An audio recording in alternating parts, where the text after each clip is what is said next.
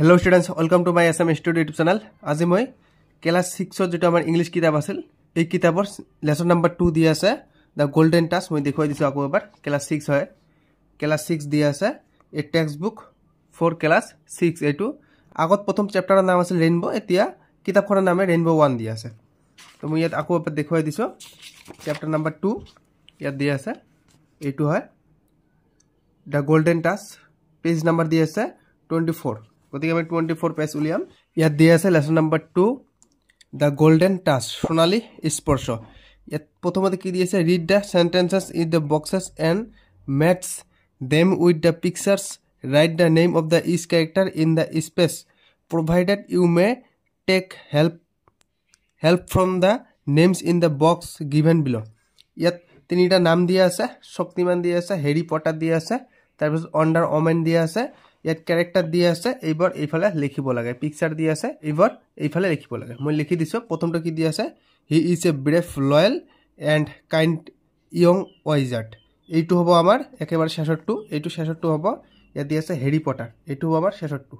হ্যাৰি পটাৰ name তাৰপিছত দ্বিতীয়টো কি দিয়া আছে she is a courageous and compassionate super heroine এইটো হ'ব আমাৰ প্ৰথমটো আন্ডাৰ ওমেন এইটো হ'ব আমাৰ প্ৰথমটো আন্ডাৰ ওমেন তাৰপিছত শেষৰটো কি দিয়া আছে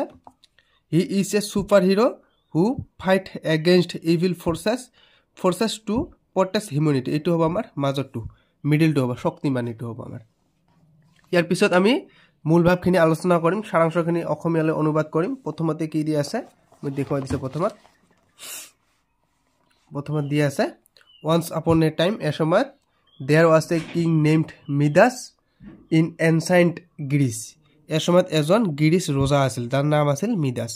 হি ওয়াজ ভেরি রিচ তা বহুত ধনী আছিল বা বড় ধনী আছিল বাট আনহেভি তা অসুখী আছিল সুখী না আছিল তাৰপিছত ইয়াত দিছে I want more money I want more gold I want to be the richest king of all time এইটো কোনে কৈছে ৰজাই কৈছে কি কৈছে আই ওয়ান্ট মোৰ মানি তেওঁ বহুত মানি পইচা বিচাৰে তাৰপিছত কৈছে আই ওয়ান্ট মোৰ গোল্ড আৰু ধন সম্পত্তি বা সোণ বিচাৰে তাৰপিছত কি দি আছে I want to be the reset king of India. তেওঁ সকলোতকৈ ধনী ৰজা হ'ব বিচাৰে সকলো সময়তে তেওঁ সকলো সময়তে সকলোতকৈ ধনী ৰজা হ'ব বিচাৰে তাৰপিছত ইয়াত কি দিছে he always looked for ways to get money or gold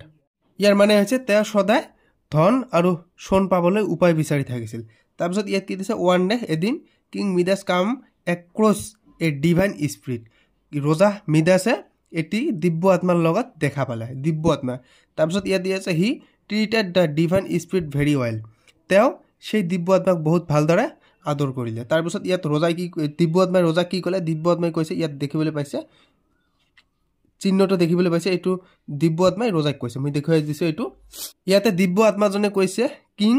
have been nice to me I am pleased I want to grant you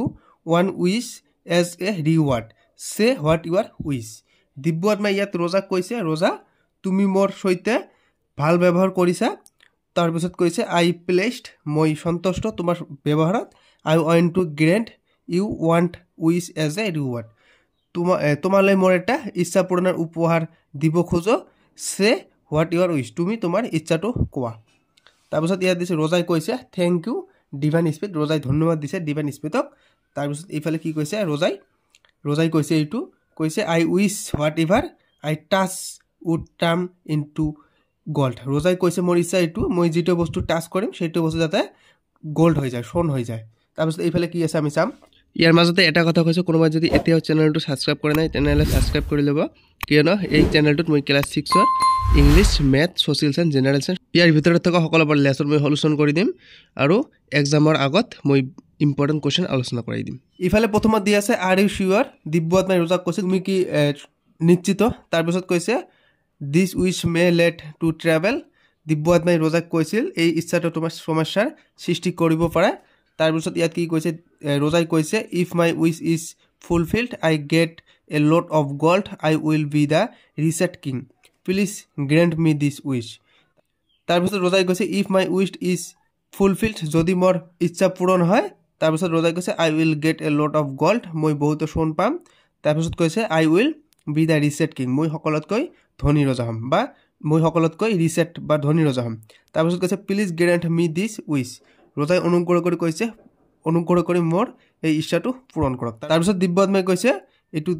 দিয়া আছে পিকচাৰটো দেখিবলৈ পাইছে, এইটো দিব্য আত্মাই কৈছে এজ ইউ উইচ, যি তোমাৰ ইচ্ছা। As the king insisted the divine spirit granted him the wish. ৰজাই যেতিয়া জোৰ কৰিলে তেতিয়াই দিব্য আত্মাই তেওঁক আশীৰ্বাদ কৰিলে। তাৰপিছত এইফালে কি দিছে, king Midas was very happy to get his wish fulfilled. King মিডাছে ৰজাই বহুত আনন্দিত আছিল কাৰণ তেওঁৰ ইচ্ছা পূৰণ হৈছিল। He wanted to test his magical power. তেওঁৰ যিটো পাৱাৰ আছিল এইটো টেষ্ট কৰিব বিচাৰিছিল বা পৰীক্ষা কৰিব বিচাৰিছিল। কি কৈছে, let me touch this stone. তেওঁ এটা শিল স্পৰ্শ কৰিলে। As soon as the king Midas touch the stone it turn into gold. যেতিয়া কিং মিডাছে শিলটো স্পৰ্শ কৰিলে তেতিয়া শিলটো গ'ল্ডলৈ সোণলৈ পৰিণত হ'ল। তাৰপিছত ৰজাই কৈছে আনবিলিভেবল, এইটো অবিশ্বাস্য। তাৰপিছত কি কৈছে, the stone has turn into gold, let me touch other thing too. The stone has turn into gold, শিলটো সোণলৈ ৰূপান্তৰিত হ'ল। তাৰপিছত কৈছে let me touch other thing, এতিয়া আন বস্তুবোৰ স্পৰ্শ কৰ আহা। ইয়াত কি কৈছে, whatever the king touch turn into gold. ৰজাই যিটো বস্তুৱে স্পৰ্শ নকৰে কিয় সেইটো বস্তুৱে সোণ হৈ যায়। তাৰপিছত এইফালে কি কৈছে আমি দেখিম এতিয়া। এইফালে প্ৰথমত কি দিছে, আনফৰ্চুনেটলি,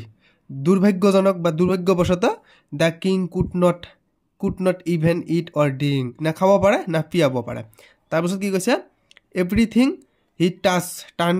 টু গ'ল্ড ইমিডিয়েটলি। ৰজাই যিটো বস্তুৱে স্পৰ্শ কৰে সেইটো বস্তুৱে ততালিকে সোণলৈ ৰূপান্তৰিত হৈছিল। তাৰপিছত কি কৈছে ইয়াত, oh' no' what have I done, my food has turn into gold, I can not even eat. কি কৈছে, অ' ন' হোৱাট হেভ আই ডান, মই কি কৰিলোঁ, মাই food has turn into gold, মোৰ খোৱা বস্তু, মোৰ ৰজাৰ যিটো আহাৰ আছিল সেই আহাৰটো সোণলৈ পৰিৱৰ্তন হ'ল বা ৰূপান্তৰিত হ'ল। তাৰপিছত কি কৈছে, আই কুড নট ইভেন ইট, মই এইটো খাব নোৱাৰা। তাৰপিছত the king went to the garden, ৰজাই বাগিচালৈ গ'ল। হি চ' হিজ ডটাৰ কামিং টুৱাৰ্ডছ হিম, তেওঁ দেখিলে তেওঁৰ কন্যাই তেওঁৰ ফালে আহি আছে। তাৰপিছত ৰজাই ক'লে, কাম টু মাই চাইল্ড, আহা মোৰ ল'ৰা। আৰু ইয়াত ক'লে ফাদাৰ, ছোৱালীজনীয়ে ক'লে দেউতা। তাৰপিছত এইফালে আমি পঢ়িম, এইখিনি আমাৰ শেষ হৈ গ'ল। এতিয়া আমি এইফালে তলৰখিনি পঢ়িম। এতিয়া কি আছে ইয়াত কৈছে, দে হাগড ইচ আদাৰ, তেওঁলোকে এজনে আনজনক হাগ কৰিলে। হাগটো বুজিব সকলোৱে, স্পৰ্শ কৰা দুইজনকে। তাৰপিছত ইয়াতে কৈছে, as soon as Midas touched his daughter she turn into a statue of gold, the king was shocked. As soon as the Midas touch his daughter, যেতিয়াই তেওঁৰ কন্যাক, তেওঁৰ ছোৱালীক ৰজাই টাচ কৰিছিল তেতিয়াই she turn into a statue of gold, তেওঁ তেতিয়াই সোণৰ প্ৰতিমূৰ্তিত পৰিণত হ'ল। দ্য কিং ৱাজ শ্বকড, ৰজাইতো একেবাৰে আচৰিত হৈ গ'ল, শ্বকড হৈ গ'ল। তাৰপিছত এইফালে কি ক'লে, alas what have I done, I lost my child, she is just a statue now. ইয়াত ৰজাই কি কৈছে, এলাছ হোৱাট হেভ আই ডান, ৰজাই দুখ প্ৰকাশ কৰি কৈছে এইটো মই কি কৰিলোঁ। তাৰপিছত কৈছে আই লষ্ট মাই চাইল্ড, তেওঁৰ ল'ৰাক বা তেওঁৰ জীয়েকক হেৰাইছে এই বুলি কৈছে। তাৰপিছত কৈছে শ্বি ইজ জাষ্ট এ, কি কৈছে, ষ্টেচু নাও, ৰজাই কৈছে তেওঁৰ জীয়েক এতিয়া মূৰ্তিহে। তাৰপিছত এইফালে কৈছে শ্বি চ' date everything he touch turn into A gold, তেওঁ দেখিলে তেওঁ যিটো বস্তুৱে টাচ কৰে সেইটো বস্তুৱে সোণলৈ পৰিৱৰ্তন হয়। The king's happiness turn into despair and he cried loudly. ইয়াৰ পিছত ৰজাৰ সুখ দুখলৈ পৰিণত হ'ল আৰু ৰজাই ডাঙৰকৈ কান্দিবলৈ ধৰিলে। ইয়াৰ পিছত কি কৈছে ইয়াত, দ্য ডিভাইন স্পিৰিট হেয়াৰ্ড মিডাছ ক্ৰাইং, ইয়াত কৈছে ডিভাইন স্পিৰিটে ৰজাৰ কান্দন শুনিবলৈ পাইছে আৰু হি এপিয়াৰ্ড বিফৰ কিং মিডাছ, আৰু তেওঁ ৰজাৰ আগফালে উপস্থিত হ'ল। তাৰপিছত এইখিনি কথা দিব্য আত্মাই কৈছে, king Midas you look sad, what happen. দিব্য আত্মাই কিং মিডাছক কৈছিল তোমাক ছেড লাগি আছে, দুখজনক লাগি আছে, হোৱাট হেপেন, তোমাৰ কি হৈছে। তাৰপিছত এইফালে ৰজাই উত্তৰ দিছে, I am in big travel, মই এটা ডাঙৰ সমস্যাত ভুগি আছোঁ বা ডাঙৰ সমস্যাত পৰি আছোঁ। তাৰপিছত এইফালে দিব্য আত্মাই আকৌ কৈছে, do you want me to take the wish back, কৈছে যে তেনেহ'লে তুমি চোৱা তোমাৰ ইচ্ছাটো মই উঠাই লওঁ। তাৰপিছত ৰজাই কৈছে প্লিজ ডু, তুমি এইটো লগালগ কৰি দিয়া, অনুগ্ৰহ কৰি দিয়া। ৰজাই কৈছে প্লিজ ডু, অনুগ্ৰহ কৰি দিয়া। তাৰপিছত দিব্য আত্মাই কৈছে then go' and wash your hand in the river, কৈছে তুমি যোৱা আৰু নদীত গৈ তোমাৰ হাতটো ধোৱা। You will get rid of the golden touch, আৰু তুমি সোণৰ স্পৰ্শৰ পৰা মুক্তি হ'বা। ইয়াৰ পিছত এইটো হ'ব, ওপৰত দিয়া আছে চাই লোৱা, king Midas immediately rushed to the river. ৰজা মিদাসে সোনকালে নদীৰ পৰা দৌৰ মাৰিছে এইফালে কি কৰিলে let me wash my hands first and run two the garden ৰজাই প্ৰথমে তেওঁৰ হাতখন নদীত ধুলে আৰু কি কৈছে and run two the garden আৰু গাৰ্ডেনৰ ফিল্ডে বাগিচাৰ পিনে দৌৰ মাৰিলে আৰু এইফালে কি কৈছে the water of the river washed away the golden touch নদীৰ পানীয়ে তেওঁৰ সোণৰ স্পৰ্শ দূৰ কৰিলে ইয়াত কৈছে যে নদীৰ পানীয়ে সোণৰ স্পৰ্শ দূৰ কৰিলে আৰু এইফালে কি দিয়া আছে তাৰপিছত দিয়া আছে he hurried to the garden তেওঁ তৎক্ষণাত গাৰ্ডেনলৈ উভতি আহিল he hugged the gold statue of princess তেওঁ সোণৰ মূৰ্তিত থকা তেখেতৰ কন্যাক আকৌ এবাৰ হাক কৰিলে as soon as the king touch it যেতিয়া ৰজাই তেখেতৰ কন্যাক টাচ কৰিলে স্পৰ্শ কৰিলে the princess come back to life প্ৰিন্সেছে জীৱন ঘূৰাই পালে তাৰপিছত প্ৰিন্সেছে ক'লে ফাদাৰ দেউতা তাৰপিছত দেউতাৰ কৈছে অ' ডিয়াৰ অ' মৰমৰ I am so' happy that you are back মই সকলোতকৈ সুখী হৈছে তুমি যে মানৱ জীৱনলৈ ঘূৰি আহিলা তাৰপিছত এইফালে কি কৈছে that day onwards king Midas become a changed person মিদাছে সম্পূৰ্ণৰূপে চেঞ্জ হৈ গ'ল তাৰপিছত এইফালে কি কৈছে ৰজাই love and happiness are the true wealth they are worth more then gold and money